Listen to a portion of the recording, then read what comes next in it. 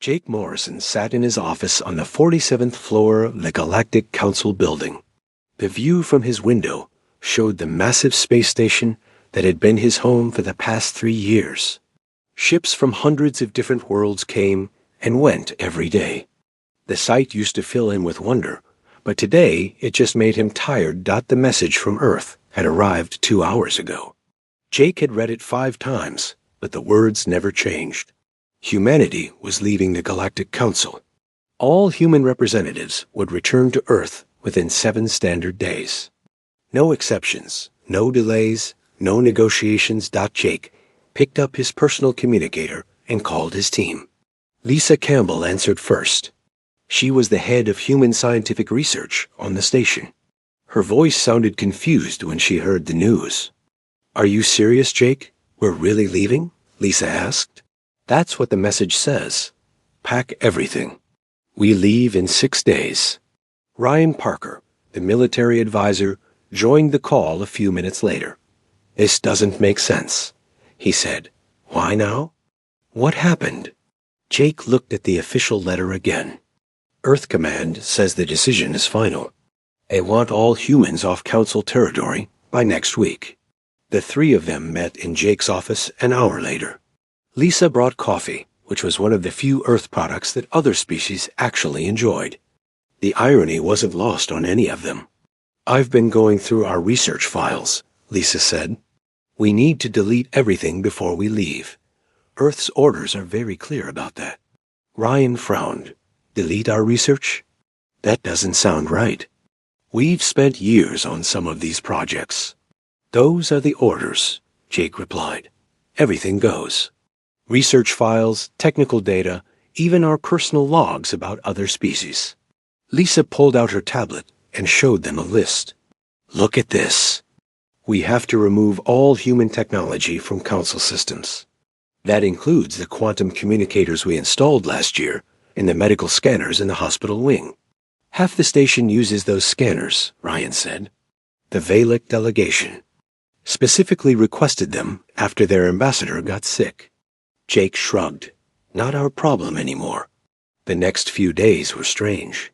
Jake expected other council members to ask questions about humanity's departure.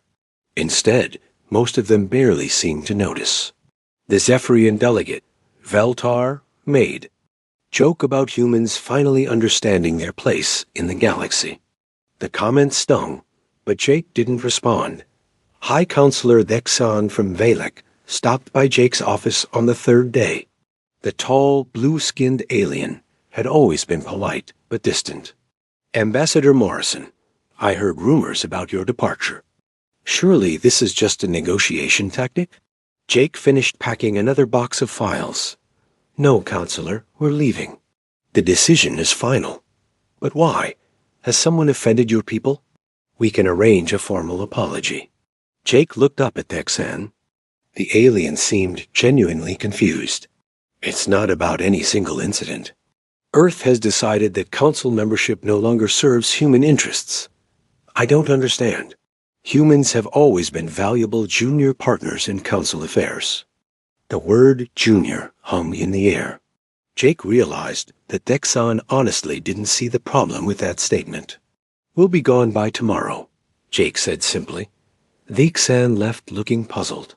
Jake went back to packing. Lisa spent her last 2 days quietly removing human technology from Council systems. She had helped design many of the station's most important systems over the past few years. The quantum communication network that connected all Council worlds used human-developed relay technology. The medical bay's diagnostic systems were based on human research. Even the air recycling system had been upgraded with human improvements. "It's amazing how much of our stuff is built into this place," Lisa told Jake as they worked late into the night. "Earth knew," Jake replied. "That's why they want everything removed." Ryan was having his own problems. The Council's defense coordination system relied heavily on human-developed translation protocols. Different species used completely different approaches to military technology. Human programmers had spent decades creating systems that allowed all these different technologies to work together. "If we remove our protocols, Their fleet coordination is going to fall apart, Ryan warned. Earth's orders, Jake said. Remove everything. On their last day, Jake, Lisa, and Ryan walked through the station one final time. The hallways buzzed with activity as usual. Aliens from dozens of worlds went about their business. None of them seemed to realize that the humans were leaving Forever Dot in the main council chamber.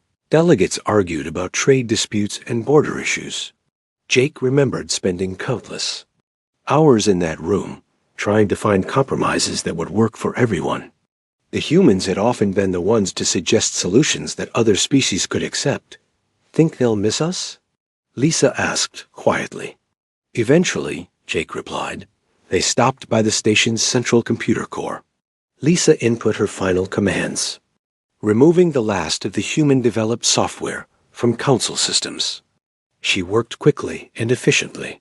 Years of her work disappeared with each keystroke. There, she said, clean break. The shuttle to Earth arrived on schedule. Jake, Lisa, Ryan, and 12 other human staff members boarded with their personal belongings. Everything else stayed behind, but it wouldn't work for much longer. As the shuttle pulled away from the station, Jake looked back one last time. The massive structure looked the same as always, but he knew that appearances could be deceiving.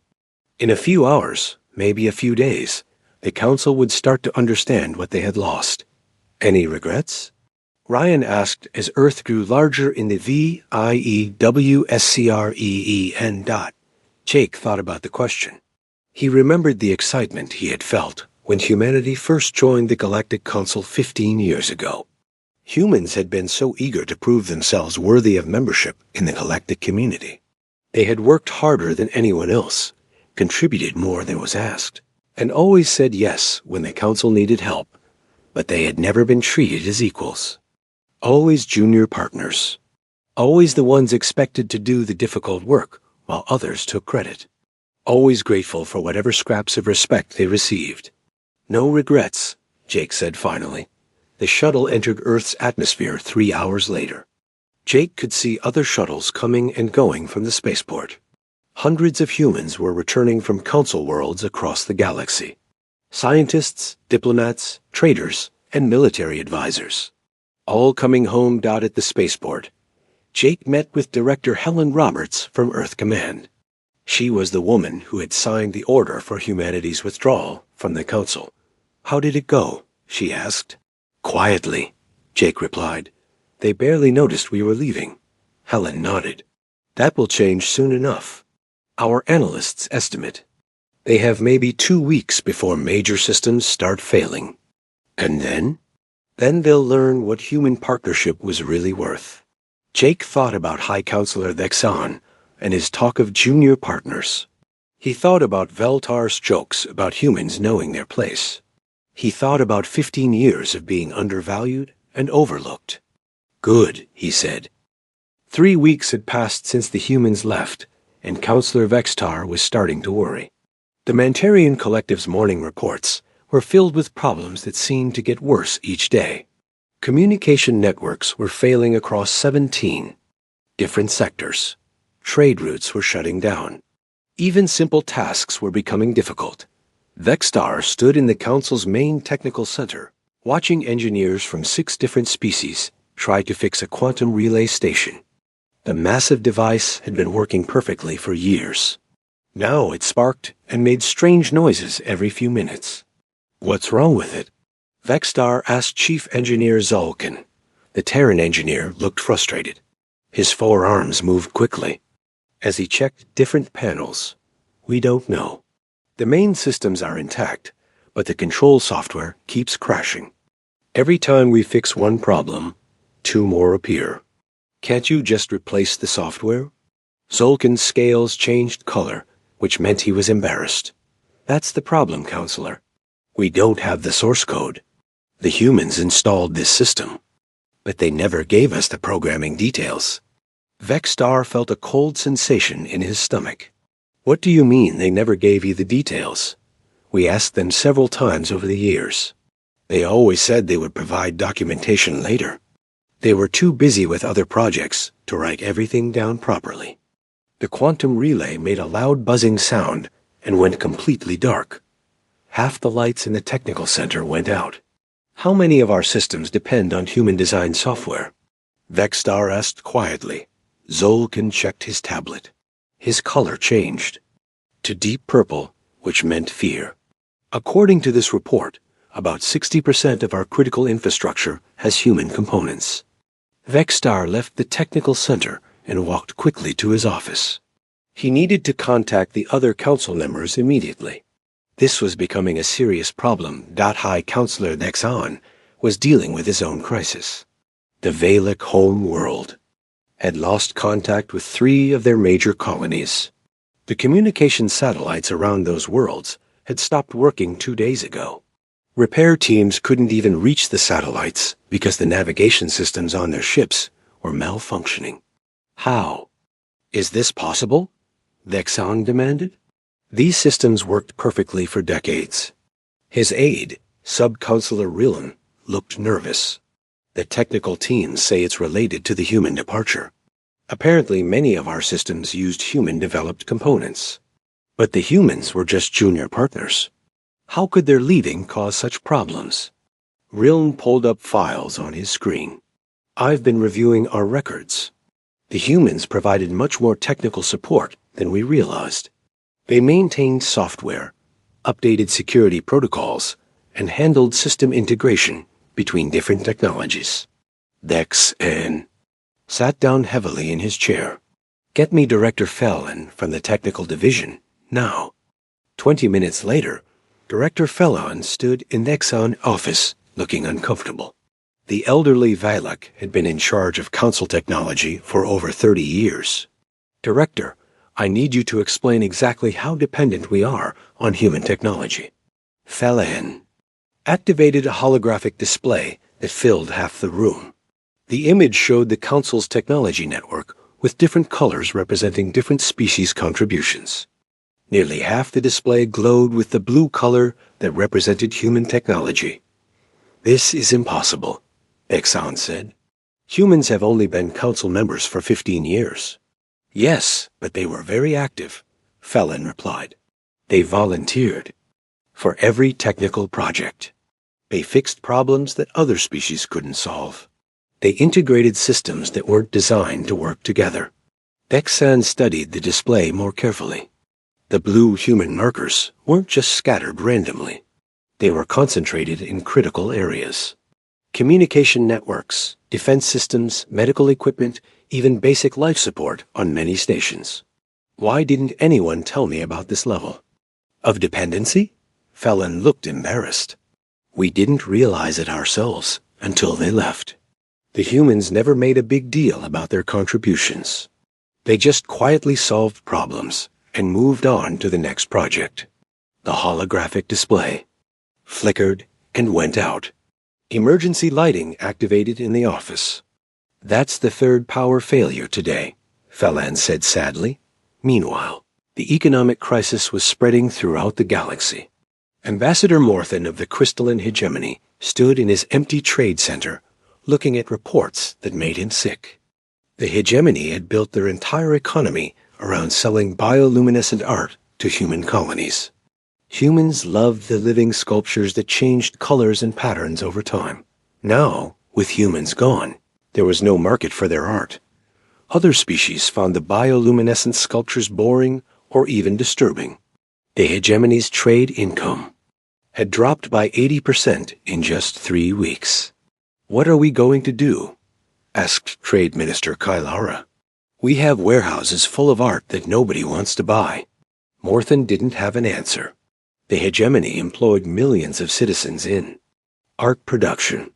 Without the human market, most of them would lose their jobs. Similar problems were happening across the galaxy. Deception Union had specialized in producing luxury foods that only humans seemed to enjoy. The Corvin Empire had built their weapons export business around human demand for defensive technologies. Even the mighty Altarian fleet was struggling. Because they had sold most of their old ships to human colonies, Dr. Zefari, the Council's chief xenobiologist, made a discovery that shocked everyone. She had been reviewing scientific research from the past 50 years, trying to understand why so many projects were suddenly falling apart. "This can't be right," she muttered, looking at her computer screen. Her assistant, Dr. Pullman, looked over her shoulder. "What did you find?" "According to these records, humans were involved in 47% of our major scientific breakthroughs in the past century. But they only joined the council 15 years ago. Maybe the data is wrong?" Dr. Zifari pulled up more files. "No, look at this. Before humans officially joined the council, they were working as research assistants and technical consultants. Many of our greatest discoveries had human fingerprints on them, but they let other species take the credit. The evidence was overwhelming. Humans had contributed to cancer research that saved millions of Valek lives. They had helped develop the agricultural techniques that ended famine on Zephyrian worlds. They had even assisted with the terraforming, technology that allowed the Mantarians to colonize hostile planets. Why would they hide their contributions?" Dr. Pullman asked. "I don't think they were hiding anything," Dr. Zephyri replied. "I think we just never bothered to notice." She remembered dozens of research meetings where human scientists had quietly suggested solutions to difficult problems.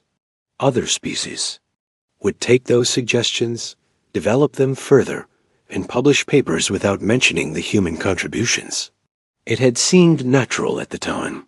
Humans were junior partners.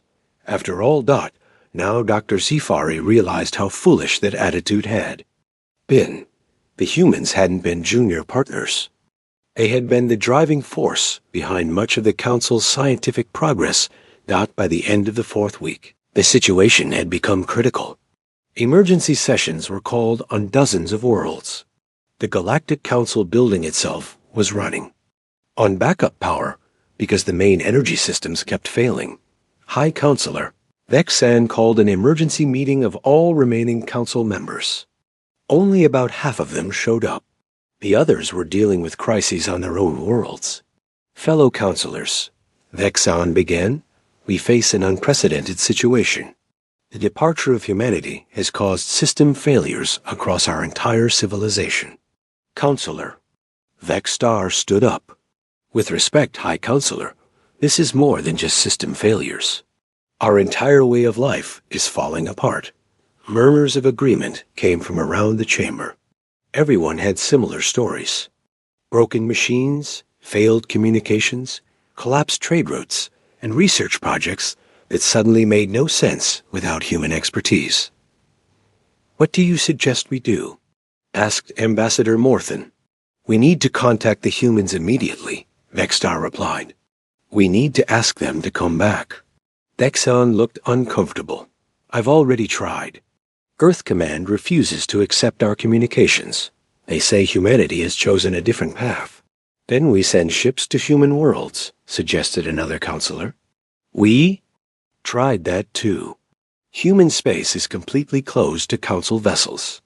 Their defense systems are active, but they won't communicate with us." The chamber fell silent. For the first time in centuries, the Galactic Council had encountered a problem they couldn't solve through negotiation or force. The humans were gone, and they had taken the foundation of galactic civilization with them. 6 months had passed since the humans disappeared, and Admiral Kethron stared at the worst military disaster in galactic history. The Peripheral Defense Network, which had protected the galaxy's outer rim for 300 years, was completely dead. Every warning station, every sensor array, every communication relay had gone silent within the same week. Kethron stood on the bridge of his flagship, the Altarian vessel Star of Victory. Around him, his crew worked frantically at control panels that barely functioned. The ship's main computer kept crashing every few hours. The weapon systems worked, but couldn't target anything accurately. Even basic navigation required constant manual corrections. "Admiral," called his communications officer, "we're receiving emergency signals from the Corvin border fleet. They're reporting the same problems we are." "What about the Valek squadrons?" "No contact, sir. Their command ship went dark 3 days ago." Kethron felt sick. The great galactic fleet, which had once been the pride of a dozen worlds, was falling. Apart, ships could barely communicate with each other. Different species used completely different approaches to military technology, and the humans had provided the translation protocols that made everything work together. Without those protocols, the fleet was just a collection of individual ships that couldn't coordinate their actions. Worse, many of the ship's internal systems were failing because they had been upgraded with human-developed components over the years. "Sir," the sensor officer reported, "we're detecting unknown vessels approaching the outer rim. They don't match any known ship designs." Kethron rushed to the sensor display. Strange signals appeared at the edge of the galaxy, moving slowly toward populated systems. Under normal circumstances, the peripheral defense network would have identified these ships days ago and prepared a response. Now they were completely blind. "How many ships?" Kethron asked. "Difficult to say, sir. Our sensors aren't working properly. Maybe 20, maybe 200. Send a message to all fleet commanders. We need to gather every working ship and investigate those signals." The communications officer looked embarrassed. "Sir, our long-range communications are down. We can only talk to ships within a few light hours." Kethron closed his eyes and tried to think. The galaxy faced a potential invasion, and their defense. Forces couldn't even talk to each other properly. Meanwhile, on the medical research station orbiting Seption Prime, Dr. Yelena was dealing with a different kind of crisis. The Meridian Plague had appeared on 3 outer colony worlds simultaneously. The disease spread quickly and killed both Septians and Mantarians. Worse, it seemed to jump between completely different biological systems. Dr. Yelena had seen diseases like this before. Cross-species plagues were rare but extremely dangerous. For 2 centuries, the Council had relied on human medical researchers to develop treatments for such diseases. The Human Medical Consortium had specialized in understanding how diseases affected different alien biologies. "Doctor," her assistant called out, "we've lost another test subject. The experimental treatment isn't working." Dr. Yelena looked at the data on her screen. 3 weeks of research had produced nothing useful. The plague continued to spread, and they had no idea how to stop it. What did the human researchers do when they faced similar problems? She asked. Her assistant pulled up old files. According to these records, they used something called cross-species genetic modeling. They would compare how diseases affected different species and find common factors. "Can we do that?" The software for genetic modeling was human-developed. "We don't have access to it anymore." Dr. Yelena felt helpless. The humans had quietly become the backbone of galactic medicine. They understood biological systems in ways that other species didn't. When diseases threatened multiple worlds, human researchers always found solutions. Now, with the plague spreading to 6 more worlds, there was nobody to call for help. Ambassador Thuln of the Seption Union stood before the Emergency Council. Session with terrible news. His usually calm demeanor had cracked completely. Dark circles surrounded his eyes, and his hands shook as he spoke. "Fellow councilors, the situation in Seption space has become critical. 12 of our worlds are now under strict quarantine due to the Meridian Plague. Our medical teams estimate that without effective treatment, we could lose 30 million citizens within the next 6 months." The chamber erupted in worried voices. The Seption Union was one of the Council's most stable members. If they could fall to a plague, any world could be next. High Counselor Thex Ann tried to maintain order. "Ambassador Thuln, what assistance do you need from the Council?" "We need medical researchers who understand cross-species diseases.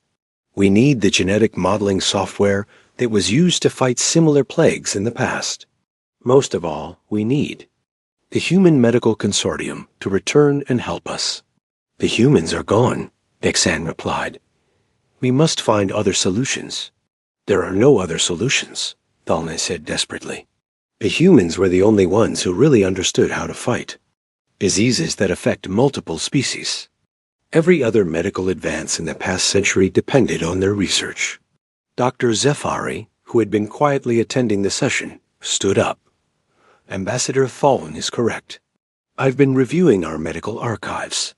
The Human Medical Consortium published over 3,000 research papers in the past 50 years. Almost every treatment for cross-species diseases was based on their work. Then we'll develop new treatments, suggested Councillor Vextar. With what? Dr. Zeffari asked. The software tools we need are human-developed. The research methods we would use were created by human scientists. Even the basic understanding of how diseases spread between species came from human studies. The chamber fell silent. The truth was becoming clear to everyone. The humans hadn't just participated in galactic medicine. They had been the foundation that everything else was built on. 3 days later, the crisis deepened. The unknown ships detected near the outer rim had begun attacking remote settlements.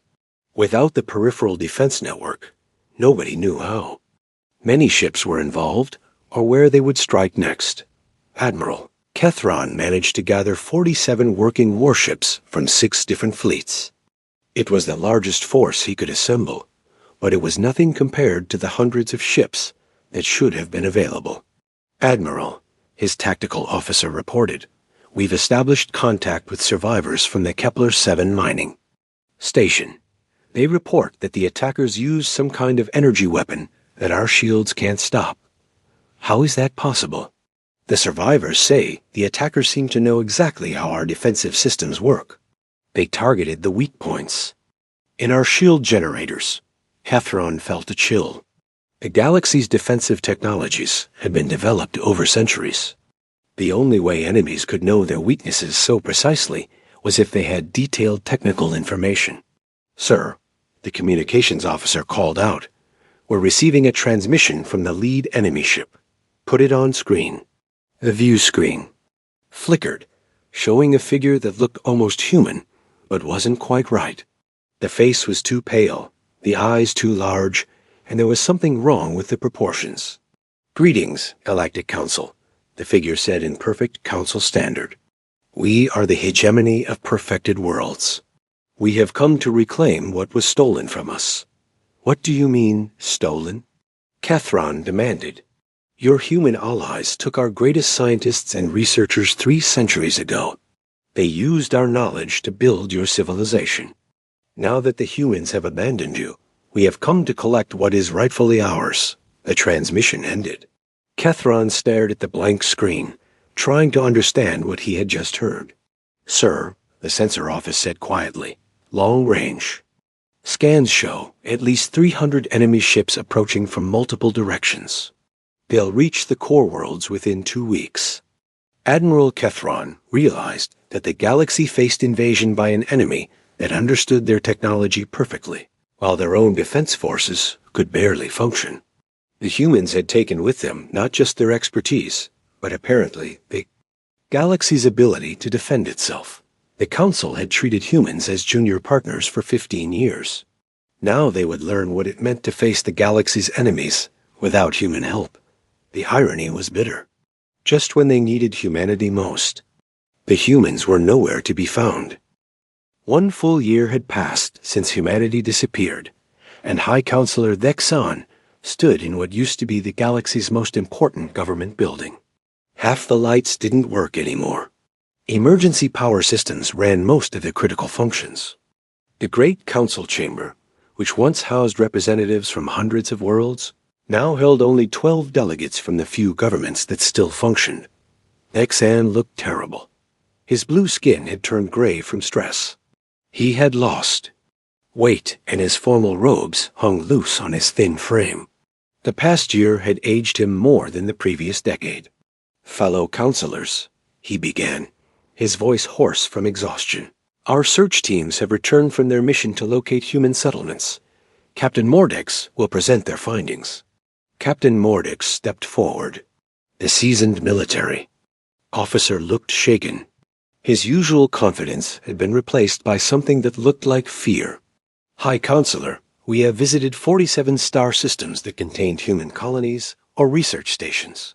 Every single location has been completely evacuated. Evacuated how? Asked Counselor Vextar. Are you saying they moved to other worlds? No, sir. I mean, they're gone. Completely gone. Every human settlement, every research base, every mining operation. Empty. Dr. Yelena, who had joined the search mission, activated a holographic display. The image showed a perfectly maintained city on New Geneva, one of humanity's oldest colonies. The infrastructure is intact, she explained. Power systems running, environmental controls functioning. Even the gardens are being maintained by automated systems. But there are no people, not a single human anywhere. That's impossible, said Ambassador Thawne. New Geneva had a population of 12 million people. Where did they go? Captain Mordex changed the display to show Earth itself. The blue and green planet looked normal from space, but something was wrong.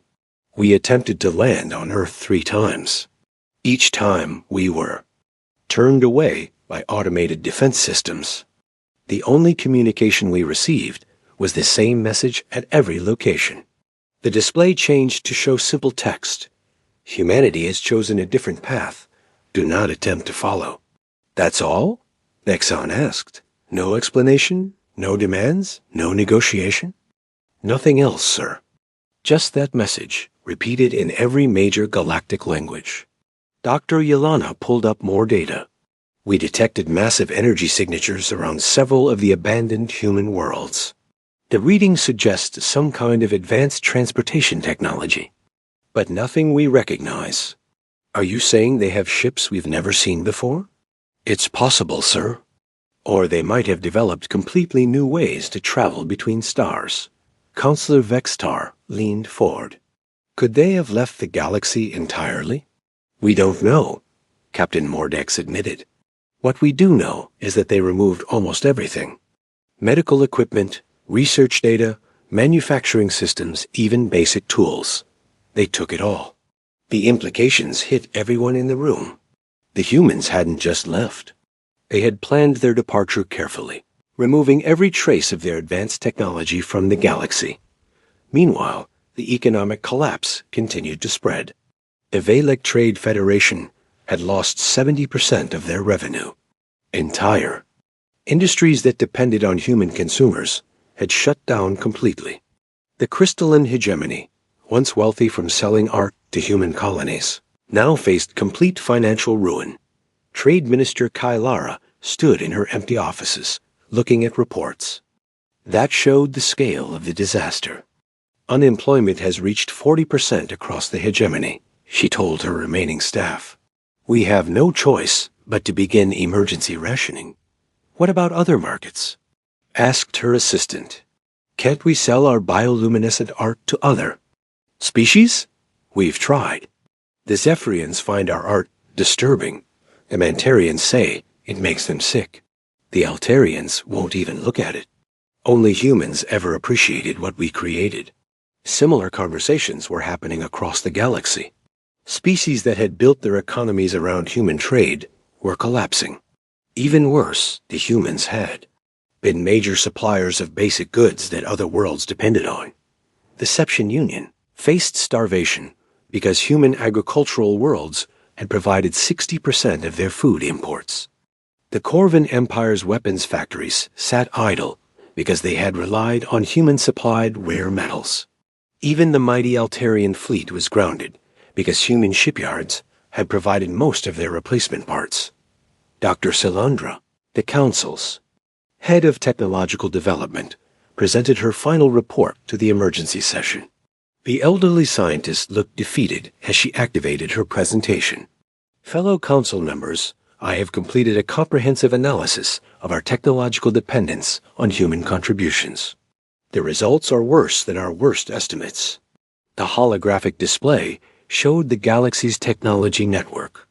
Almost everything was colored blue, indicating human involvement. 78% of our critical infrastructure depends on human-developed technology. This includes power generation, communication networks, transportation systems, medical, equipment, and basic life support on most space stations. How is that possible? Exon asked. Humans were only council members for 15 years. That's correct, but they were involved in galactic affairs for much longer. Our records show that human scientists and engineers worked as consultants and advisors for over 50 years before they officially joined the council. Dr. Silandra changed the display to show a timeline. They started small, offering to fix problems that other species couldn't solve. They upgraded systems, improved efficiency, and integrated technologies from different worlds. Over time, they became essential to almost every major project. Why didn't we notice this happening? Because they never asked for credit or recognition. They worked quietly in the background, letting other species take public credit for their contributions. We thought they were just helpful junior partners. Terrible truth was becoming clear. The humans hadn't been junior partners at all. They had been the invisible foundation that held galactic civilization together. The invasion by the hegemony of perfected worlds had made everything worse. Without functioning defense networks, the Council couldn't coordinate resistance against the attackers. Enemy forces had captured 15 star systems and were moving toward the core worlds. Admiral Kethron, now commanding the last organized fleet in the galaxy, faced an impossible situation. His 47 ships were all that stood between the invaders and the most populated worlds in Council space. Admiral, his tactical officer reported, the enemy fleet has been joined by additional forces. We now estimate over 500 hostile ships approaching the Valak system. How long until they arrive? 6 days, sir. Kethron looked at his pathetic fleet. Even if every ship functioned perfectly, they couldn't hope to stop 500 enemy vessels. But most of his ships were barely operational. Weapon systems failed randomly. Shields flickered on and off. Even basic navigation required constant manual corrections. Sir, the communications officer said quietly, I'm receiving surrender offers from 3 more council worlds. They don't believe we can protect them. Kethron couldn't argue with that assessment. The great galactic civilization was falling apart, and there was nothing he could do to stop it. That night, alone in his quarters, Vexon tried one more time to contact the humans. He recorded a personal message and transmitted it toward Earth. My name is Vex Ann of Valak. I was High Counselor when your people left the Galactic Council. I want you to know that we understand now. We understand what we lost when you departed. We understand that we never valued your contributions properly. If there is any chance for negotiation, any possibility of reconciliation, please respond. The galaxy is dying without you. He sent the message and waited. Hours passed with no reply. Finally, a single line of text appeared on his screen. Message. Undeliverable. Recipient unknown. Even Earth's location had somehow been erased from galactic navigation systems. The humans hadn't just left the Council. They had disappeared from the galaxy entirely, taking with them any hope of salvation. 3 years had passed since humanity disappeared, and the galaxy looked nothing like it once did. High Counselor Vexen sat alone in what used to be the Grand Council chamber. The massive room that once held hundreds of delegates now contained only 5 chairs arranged around a small table. Emergency lighting cast long shadows across. Empty walls where proud banners of member worlds used to hang. Vexan looked older than his years. His once proud blue skin had turned pale gray. Deep lines marked his face, and his hands shook slightly as he reviewed the latest reports. The Great Galactic Council had been reduced to an emergency survival committee representing the few governments that still functioned. High Counselor, said Dr. Yelana, one of the only other officials still present, we've received confirmation that the Mantarian Collective has withdrawn from the Council completely. They're focusing on protecting their remaining 3 worlds. Vexan nodded sadly. The Mantarians were the 7th major civilization to abandon the Council in the past year. Most species had decided to focus on their own survival rather than try to maintain galactic cooperation. What about the Seption Union? Ambassador Thawne sent word that they've lost contact with half their worlds. The Meridian Plague has spread to 26 systems now. Without human medical expertise, they can't develop effective treatments. The plague had become a nightmare that consumed entire civilizations. What started as an outbreak on 3 worlds had grown into the worst pandemic in galactic history. Species that had relied on human medical researchers for centuries found themselves helpless against diseases they couldn't understand. Dr. Yolana pulled up a holographic map of the galaxy. Large sections were marked in red, indicating systems that had gone completely dark. Other areas showed yellow warnings for various crises: economic collapse, infrastructure failure, or civil unrest. How many inhabited systems have we lost contact with? Vexan asked. Over 400, sir. Some destroyed by the hegemony invasion, others abandoned due to system failures, and many more isolated because the communication networks don't work anymore. Vexan studied the map. The blue markers that once showed thriving council worlds had been replaced by warning symbols and empty space. The great galactic civilization that had existed for thousands of years was dying. And the invasion? The hegemony of perfected worlds has captured 63 star systems. Admiral Kethron's fleet was destroyed at the Battle of Rigel Station 3 months ago. We have no organized military resistance left. The invasion had been a catastrophe. Without human-developed coordination systems, the galactic fleet couldn't work together effectively. Ships from different species couldn't communicate properly or coordinate their weapons. The enemy had easily defeated forces that should have vastly outnumbered them. Admiral Kethron had died trying to defend Rigel Station with only 12 functioning warships. His final message had been simple: tell the Council that we did our best. Tell them that the humans were right to leave. Dr. Yolana changed the display to show economic data. The numbers were devastating. Galactic trade has collapsed by 92%. Most trade routes are no longer functioning. The few remaining commercial ships can't navigate safely without the relay networks. What about basic supplies? Food shortages on 18 worlds. Medical supply crises on 43 worlds. Power generation failures affecting over 100 systems. The infrastructure that supported galactic civilization has largely collapsed. Vexan closed his eyes and tried to remember what the galaxy had been like just 3 years ago. Bustling trade routes connecting hundreds of worlds. Scientific breakthroughs announced every month. Cultural exchanges that brought different species together. A sense that the galaxy was becoming a better place for everyone. All of that was gone now. In its place was fear, isolation, and slow collapse. Sir, Dr. Yolana said quietly, there's something else. We've detected unusual energy signatures in several star systems that used to have human colonies. What kind of signatures? We're not sure. The readings suggest massive construction projects, but we can't get close enough to investigate. Any ship that approaches those systems receives the same message. Humanity has chosen a different path.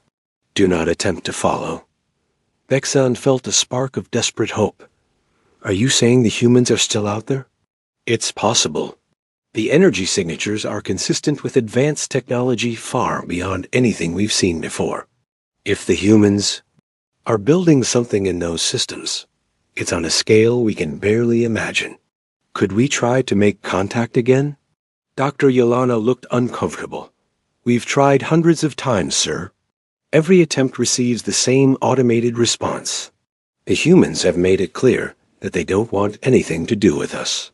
The hope faded from Vexan's eyes.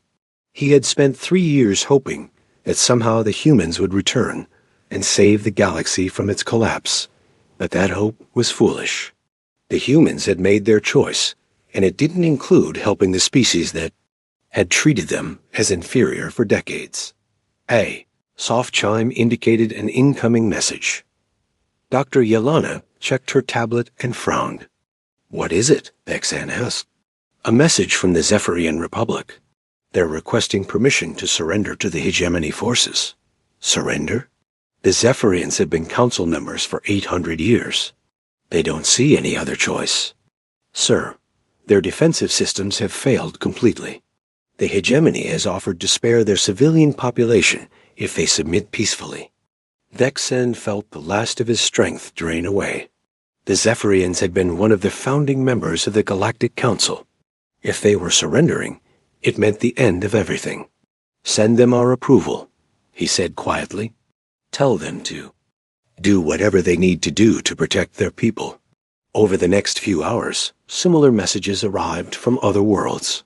The Corvin Empire announced they were retreating to their core systems and abandoning their outer colonies.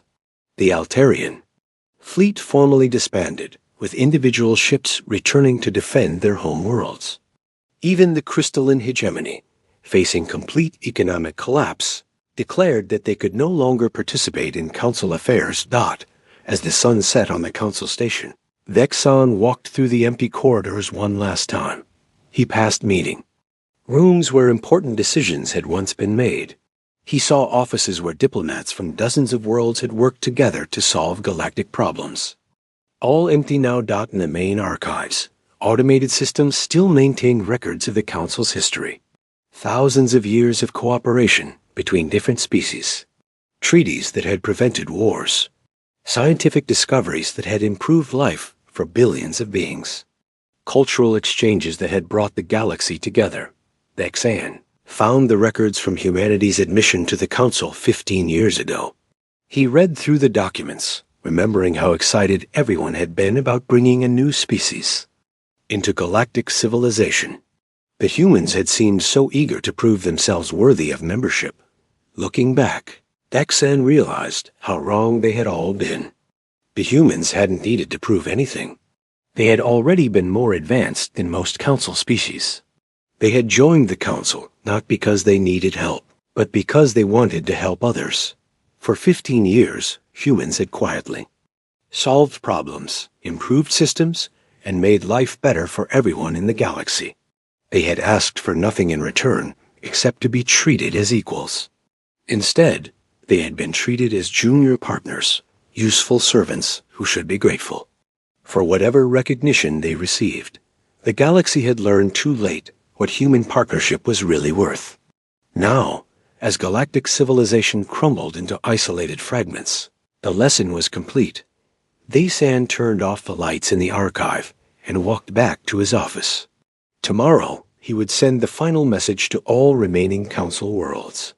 The Galactic Council was officially dissolved.